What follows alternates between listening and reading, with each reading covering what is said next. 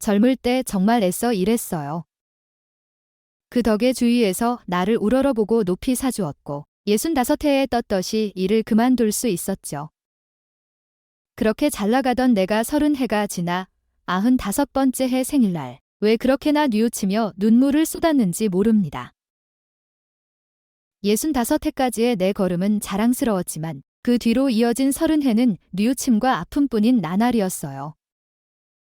일을 그만둔 뒤 남은 앞날은 덤 같은 거라고 여겼고 아무 고통 없이 떠나길 바라며 아무것도 하지 않고 그저 흘려버린 30해였죠. 만약 일을 그만둘 때 앞으로 30해를 더 살 거라고 알았다면 결코 그렇게 지내지 않았을 겁니다.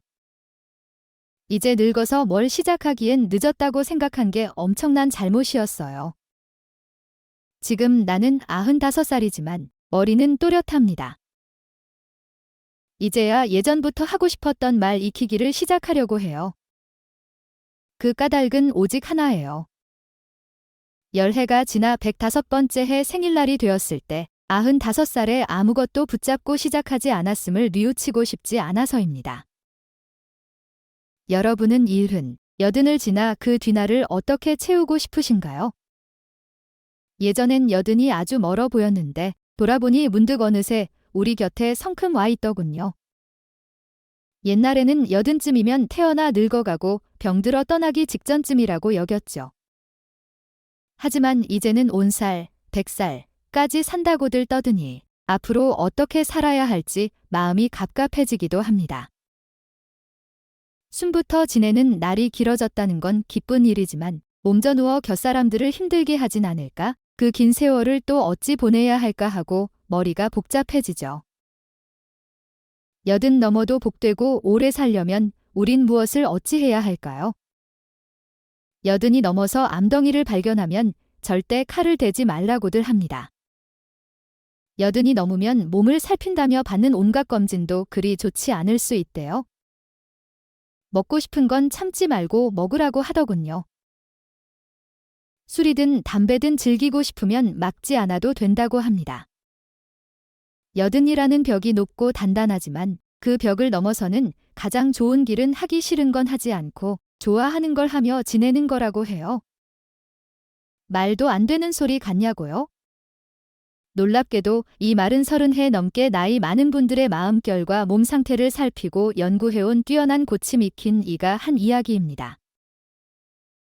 너무 오래 튼튼해야 한다는 강박과 욕심이 스스로를 옥죄고 지나친 절제가 결국은 즐거움도 건실함도 놓쳐버린 삶을 만든다는 거죠. 그리고 많은 사람이 암덩이에 대한 두려움을 품고 그걸 막으려 애쓰지만 오히려 나이 들면 자연스레 따라오는 한 흐름으로 받아들이는 게 낫다고도 합니다. 결국 80이 넘어선 사람이라면 이제는 지나친 자제나 무리를 할 필요가 없다는 이야기예요.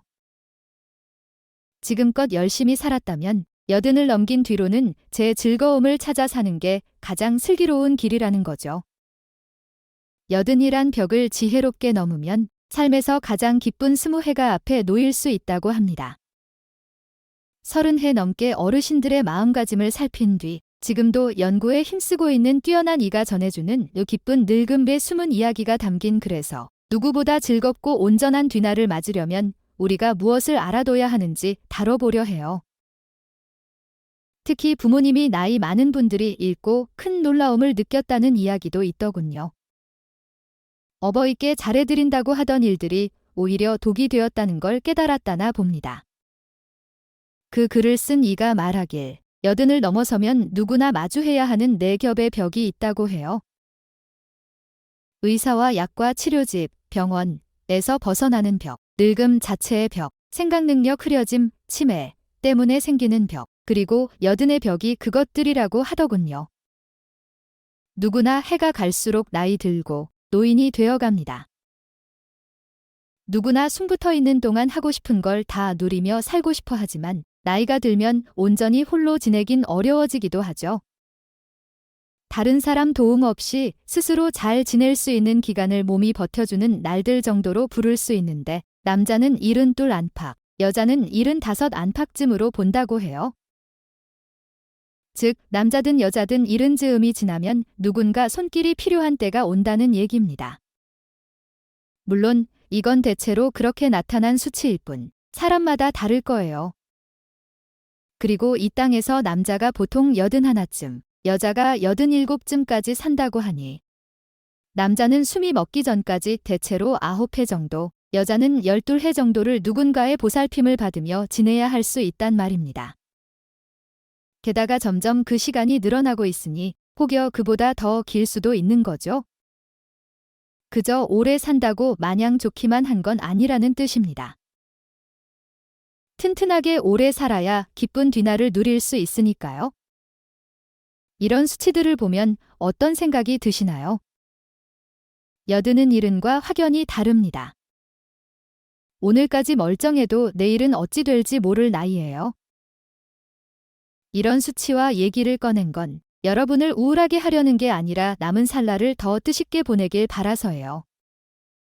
즐거운 늙음과 서글픈 늙음 가운데 어느 쪽을 택하고 싶으신지요? 가장 많은 해를 산다고 알려진 이웃나라에는 100해가 넘은 분들이 90이 훌쩍 넘는 수라고 합니다.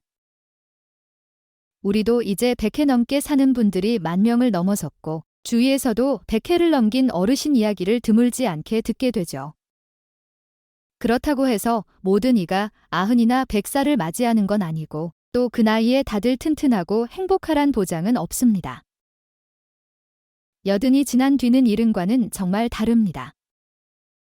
어제까지 하던 걸 오늘 갑자기 못하게 될 수 있고 몸이 영 아닌 날도 잦아지죠. 암덩이니 뇌쏠림, 뇌경색, 이니 심장 쪽 막힘, 심근경색, 이니 폐의 염증, 폐렴 같은 무서운 병이 더 쉽게 찾아올 수 있고 혹여 머리가 흐려지나 싶어 자신감을 잃을 수도 있을 겁니다. 짝이나 가까운 이를 잃고 깊은 외로움에 빠질 수도 있고요. 마치 삶과 늙음과 병과 떠남의 거대한 벽이 사나운 파도처럼 몰려오는 기분일 겁니다. 그런데 그 큰 벽을 넘을 수 있는 작은 실마리가 있어요. 가장 중요한 건 늙음을 받아들이고 지금 할 수 있는 걸 귀히 여기며 사는 태도예요. 없다가 아니라 짓다를 귀히 여기며 사는 게 기쁜 늙음을 만드는 핵심입니다. 복됨이란 건 주관적인 거라 마음먹기에 따라 달라집니다. 늙음을 한탄하며 기재 이것도 안 되고 저것도 안 되고 하며 없다만 곱씹는 분이 있는가 하면 그래도 아직 이건 되고 저것도 된다 하고 긍정하는 분도 있죠. 두 갈래 중 어느 쪽이 더 즐거울까요?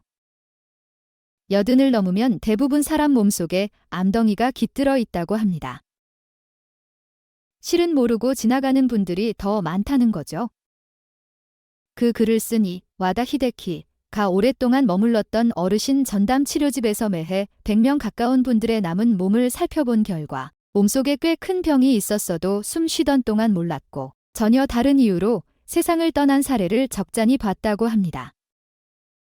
즉, 마지막까지 알아채지 못하는 병도 있더라는 거예요. 암덩이도 그 가운데 하나라고 해요. 85을 넘긴 분들의 몸을 살펴보면 거의 모두 암덩이를 안고 계셨다는 겁니다.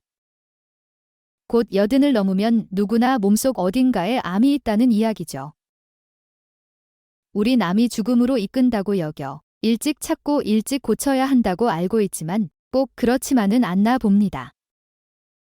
새로 밝혀진 바로는 알아채지 못한 암덩이도 있고 살림에 큰 걸림돌이 되지 않는 암덩이도 있다고 해요.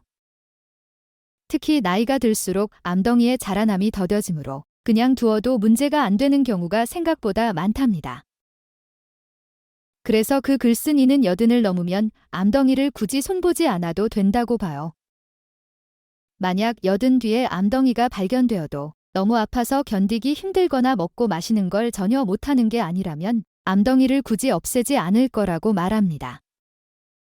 게다가 80을 지난 분이라면 수술도 필요 없다고 하죠. 섣불리 손대기보다는 그냥 두고 보는 게 낫다는 거예요. 사실 이런 암덩이는 이미 옛날부터 품고 있었지만 몰랐을 뿐이고 앞으로도 천천히 진행되지 갑자기 훅 나빠지는 경우는 드물어서랍니다. 암을 손보고 고치는 과정은 절대 가볍지 않으니 칼을 대든 약물로 다스리든 몸에 큰 부담이 따르기 마련이죠. 특히 힘이 많이 빠진 80 넘긴 분에게는 일단 손을 대면 다시 예전 모습으로 돌아가기 어려울 확률이 크니 신중히 생각해야 한다고 말해요. 이 점을 꼭 기억해 두시면 좋겠습니다. 그리고 여기서 우리가 얻을 수 있는 결론은 여든 뒤에는 여러 가지를 참고 억누르기보다는 신나게 지내자는 겁니다. 암덩이를 막겠다고 먹는 걸 지나치게 줄이거나 술, 담배를 아예 끊는 분들도 많은데 여든 넘으면 이미 암덩이가 있을 가능성이 크니 그런 참음이 별로 소용없다는 거죠. 오히려 즐거운 마음으로 좋아하는 것들을 누리는 편이 스트레스를 줄이고 삶을 더 기쁘게 만드는 길이 됩니다. 그리고 실제로도 무리하게 절제하며 스트레스를 받는 것보단 하고 싶은 걸 하며 편안히 지낼 때 몸을 지키는 힘이 오히려 더 오르고 암덩이의 자라남도 늦춰진다는 얘기입니다. 또 몸을 생각해 먹고 싶은 음식을 마구 참는 분들도 많죠. 먹는 양을 줄이고 달거나 짠 음식, 기름진 음식을 피하는 게 당연하다고 여기는 분위기가 있으니까요. 비만이 몸에 해롭고 짠맛, 단맛, 기름기가 세 가지 나쁜 것이라는 생각이 퍼져 있어서 그렇습니다. 그런데 여든이 넘으면 이야기가 달라져요. 먹고 싶은 마음은 몸이 그것을 원한다는 신호이기도 하니까 괜히 억지로 막지 말라는 겁니다. 나이 많은 분들은 안에 있는 여러 기관이 예전만 못해 식욕이 달라질 수도 있죠. 예를 들면 소금기, 변분을 예로 들 수 있어요. 사람은 소금기가 전혀 없으면 살 수 없는데 나이가 들면 콩팥이 소금기를 잘 잡아두지 못하고 지나치게 내보내 피 속 소금기가 모자라는 상황이 생길 수 있다고 해요. 젊을 때는 콩팥이 나트륨을 저장해뒀다가 부족해지면 배출을 막아서 균형을 맞춰주지만 늙으면서 이 저장하는 힘이 떨어지면 소금기를 제대로 붙잡지 못해 몸속 소금기가 모자라게 된다는 거죠. 그래서 어르신들 가운데 음식을 작게 먹는 분들이 종종 있는 건 이런 흐름 때문일 수도 있다는 겁니다. 결국 여든 뒤로는 자기 욕구를 있는 그대로 존중하면서 사는 게 중요하다는 거예요. 암덩이가 무섭다고 먹을 걸 줄이거나 좋아하는 걸 몽땅 포기하면 오히려 쌓이는 부담이 커지고 하루하루 기쁨도 잃게 됩니다. 나이가 들면 암덩이 자라남도 느려서 당장 크게 탈이 나는 경우는 드물거든요. 그래서 좋아하는 걸 먹고 하고 싶은 걸 즐기며 사는 쪽이 오히려 몸에도 낫다 하는 겁니다. 다음으로 많은 분이 가장 두려워하는 생각 흐림, 치매에 대해 얘기해 볼게요. 이런 흐림은 왜 생길까요? 이유는 단순합니다. 나이가 들면 나타나는 거예요. 여든이 지난 뒤 찾아오는 생각 흐림은 보통 아주 천천히 진행됩니다. 실제로는 증상이 나타나기 20해 전부터 조금씩 시작되지만 대개는 눈치채지 못하죠. 그리고 일단 흐림이 드러나면 멈추지 않고 점점 심해지는데 근본적으로 고칠 수는 없다고 해요. 95해쯤 지난 분의 머릿속을 들여다보면 거의 다 알츠하이머성 변화가 있다고 하더라고요. 결국 이것도 늙어가며 생기는 자연스러운 흐름에 가깝다 보시면 됩니다. 80쯤 될 때 흐림이 처음 드러나는 사람이 60에 나타나는 경우는 100명 중 한두 명 정도밖에 안 되고 70이 되면 조금 늘고 70 중후반이 되면 10명 가운데 1명 정도로 올라간다고 해요. 80을 막 넘어서면 5사람 가운데 1명꼴로 늘고 이때부터 비율이 가파르게 뛰는데 80 뒤쪽으로 가면 10사람 중 4시, 90이 되면 10사람 중 6이, 95이면 10사람 가운데 8 정도가 생각 흐림을 겪는다고 해요. 이 얘기가 던지는 중요한 깨달음은 하나입니다. 지금 이 순간을 더 즐겁게 살아야 한다는 거죠. 얼마나 더 산다고 하며 똑같은 날들을 지루하게 반복하고 머리를 쓰지 않으면 빨리 흐려질 수 있고 반대로 온갖 근심으로 쌓인 생활도 머리에 해롭습니다. 그러나 새로운 걸 배우거나 좋아하는 걸 하면 머리가 자극받아 더 활기를 띠죠. 그럼으로써 생각 흐림이 시작되는 때를 늦출 수 있다는 거예요. 온살, 100살, 시대라는 말이 우리에게 밝은 기대를 안겨주기도 하지만 한편으론 80이라는 나이의 벽을 더 크게 느끼게 합니다. 예전엔 80쯤이면 거의 삶의 끝자락이라고도 했는데 이제는 백해 시대라는 말을 들으니 뭔가 더 멀리 가야 하는 느낌도 들죠. 물론 오래 숨쉬게 된 건 반가운 일이지만 그만큼 근심도 커집니다. 많은 어르신이 더 오래 살아야 한다는 압박을 느낀다고 해요.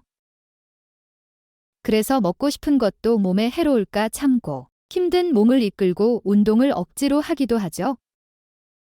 좋아하던 담배나 술도 해롭다며 끊고 나이가 많으니 하고 싶던 일을 접기도 합니다. 심지어 별 도움을 못 느끼면서도 오래 살겠다고 약을 달고 사는 분들도 있죠. 하지만 80 넘은 분에게는 이런 자제와 무리가 꼭 필요하지 않을 수 있어요. 오히려 그 둘 다가 잘 안 되는 시기이기도 하고요. 60 정도에는 몸을 위해 어느 정도 참을 필요가 있을 수도 있지만 80을 넘어서면 다르다는 거죠. 오히려 이렇게 스스로를 옥죄면 마음이 지치고 그게 또 숨붙어 있는 시간을 줄일 수도 있다고 합니다.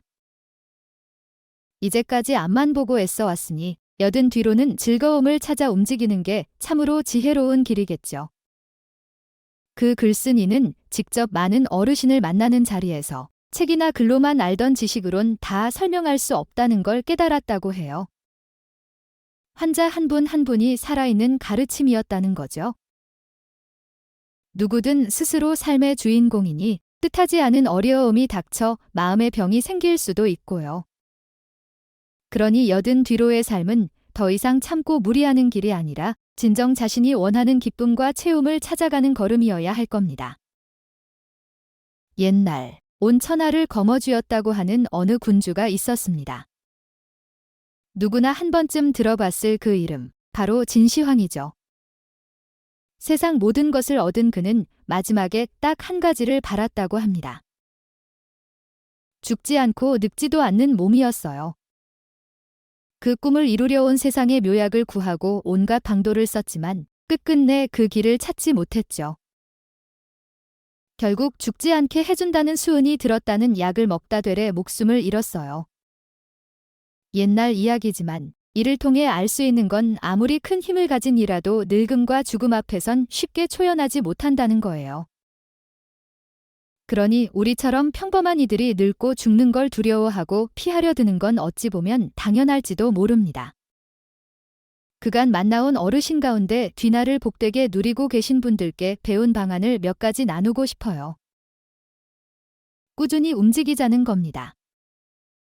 오늘은 잘 걸어 다닐 수 있어도 내년에 똑같이 걸을 수 있으리란 보장은 없거든요.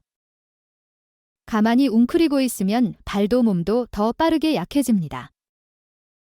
80 넘은 분들은 한 번 움직임을 놓으면 삽시간에 기운이 떨어지는 무서움이 있어요. 제가 아는 어떤 분은 82에서 83이 되는 사이 급격히 기운이 빠졌는데 80이 되면서 하던 일들을 죄다 그만둔 뒤 거의 안 움직인 탓이 크다고 하더라고요. 아프거나 다쳐서 어쩔 수 없는 경우도 있지만 이유 없이 집에서만 지내다 보니 스스로 움직임을 놓아버린 거죠. 아직 할 수 있는 것들을 먼저 포기하면 결국 아무것도 못하게 되니 참 애석합니다. 또 하나, 약에 너무 매달리지 말라는 겁니다. 앞서 말했듯 85을 넘긴 분들은 몸속에 크고 작은 병의 씨앗들을 꼭 안고 있다고 봐도 됩니다. 80에 이르면 크든 작든 암덩이가 하나쯤 있다는 거죠. 어디가 좀 불편하면 치료집에 가는데 거기서 의사는 의뢰 검사와 약 처방을 꺼내듭니다. 요즘 분들은 그걸 당연한 절차로 여기지만 그 글쓴이는 과연 그것이 참된 다스림이 맞느냐고 묻습니다. 약이 언제나 답은 아니란 얘기죠. 제가 아는 부모님도 치료집에 가면 무조건 더 센 약을 내달라고 하시곤 했어요. 먹으면 뭔가 안심이 된다고 느끼셨던 것 같아요. 하지만 약이 많아지면 몸에 부담이 되고 되레 해가 될 수 있죠? 그래서 치료 방향은 크게 두 갈래라고 합니다. 치료집에서 병을 찾아 약이나 칼질, 수술로 숨붙는 날을 늘릴지 아니면 집에서 좋아하는 걸 하며 남은 날들을 보낼지 이건 의사가 아닌 본인이 결정해야 하는 문제라고 해요. 60 안팎의 이자 아픈 췌장암 치료를 시작했던 할머니 이야기를 들은 적이 있는데 곁에서 보던 가족들도 견디기 힘들 만큼 힘겨운 걸음이었다고 하더군요. 마침내 할머니께서 이제 그만하자 하셔서 치료를 중단하고 집으로 모셨는데 그 뒤로 표정이 훨씬 밝아지고 한 달쯤 지나 고이 숨을 거두셨다는 이야기를 들었습니다. 이런 선택의 순간이 언제, 어떻게 찾아올지는 아무도 모릅니다. 그래서 나이 많으신 부모님이 계시다면 평소에 속 깊은 이야기를 나눠 미리 생각을 잡아두는 것도 괜찮겠지요. 숨을 늘리려 중환자 곳에 홀로 계시게 하기보다는 내 집에서 살가운 이들과 이야기도 나누고 체온도 느끼며 마지막을 준비하는 게 더 나을 수도 있으니까요. 끝으로 현대의술에서 세 가지 나쁜 흐름이라 불리는 높아진 피오름, 고혈압, 높아진 피당, 고혈당, 높아진 기름기, 고지혈, 콜레스테롤에 대해 얘기해봅시다. 심장막힘이나 뇌쪽 막힘, 뇌경색으로 이어질 수 있으니 조심해야 한다고들 하죠. 요즘은 약이 좋아서 그저 먹으면 수치를 맞출 수 있다고 믿는 분들도 많아요. 그런데 약 덕에 수치를 맞춘다 해도 몸이 나른해지거나 머리가 막지 않게 되는 부작용도 있답니다. 어떤 약이든 뒤따르는 위험이 있을 수밖에 없죠. 그럼에도 많은 분이 피오름, 피당, 기름기 수치를 낮추려고 약을 먹습니다. 그런데 이걸 낮춘다고 해서 암덩이 가능성이 줄어드는 건 아니랍니다. 되레 몸에 지키는 힘, 면역이 약해져서 암덩이 위험이 커질 수 있다는 조사도 있어요. 특히 콜레스테롤은 몸에서 지키는 살림, 면역세포를 만드는 밑바탕 노릇을 하는데 이게 많은 편이 오히려 암에 덜 걸린다는 자료도 있더군요. 또 콜레스테롤 수치를 너무 낮추면 여기서 만들어지는 남성 기운, 호르몬도 줄어듭니다. 이 기운은 몸과 마음을 활기 있게 지켜주는 데 중요해서 줄어들면 의욕이 떨어지고 근육도 빠지며 마음이 가라앉아요. 젊고 건강하게 사는데 꽤나 중요한 힘이라는 거죠. 결국 뭔가를 다스리려 하면 부작용도 안고 가야 한다는 뜻이 됩니다. 피오름, 피당, 기름기를 낮추면 몸속 길막힘을 예방하는 데는 좋을 수 있으나 몸과 마음의 온기가 사그라지고 암덩이 위험이 올라갈 수 있음을 잊지 말라는 거예요. 약 먹고 기운 없이 지내느냐, 약 안 먹고 좀 더 씩씩하게 지내느냐는 스스로 결정할 일입니다. 그 글쓴이는 80 넘은 뒤에 이런 약과 주사를 꾸준히 하는 게 오히려 몸의 생기를 깎아먹는다며 참으로 해야 할지 말지는 본인이 깊이 생각해봐야 한다고 강조합니다. 앞으로는 100이 넘고 심지어 온스물, 120, 온설은 130까지 사는 때가 열릴 수도 있다고 하지요. 그러니 오래 지내는 것보다 안 아프고 즐거운 마음으로 사는 게 더 소중해진 시대입니다.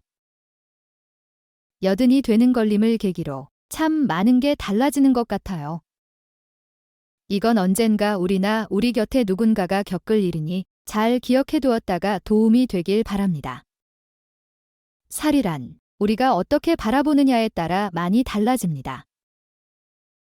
나이가 들면 몸의 변화를 피하기 어렵지만 그걸 두려워하기보다 자연스럽게 찾아오는 흐름으로 받아들이는 자세가 큰 힘을 줍니다. 그리고 지금까지 열심히 살아왔으니 80을 넘긴 뒤로는 제 즐거움을 우선하는 게 가장 슬기로운 길이겠죠. 80 뒤로는 무엇보다 스스로를 더 아끼고 하고 싶은 걸 하며 더 많이 웃고 즐기셨으면 합니다. 웃음과 즐거움이야말로 참된 몸지킴의 비결이니까요. 지금 이 순간 여러분이 바라는 늙은 뒤의 모습을 한번 떠올려 보세요. 그리고 그 꿈을 향해 한 걸음씩 내디뎌 보시면 어떨까요? 삶의 마지막 장을 어떻게 채워갈지는 우리 손에 달려 있습니다. 다시 묻지만 여러분은 80을 지난 뒤 어떤 하루들을 만들고 싶으신가요? 여기까지 저의 이야기를 들어주셔서 고맙습니다. 앞으로도 여러분의 빛나는 둘째 막을 마음 깊이 응원합니다. 끝까지 귀 기울여 주셔서 정말 감사합니다. 오늘 영상이 도움이 되셨다면 구독과 좋아요 부탁드립니다. 끝까지 경청해 주셔서 감사합니다.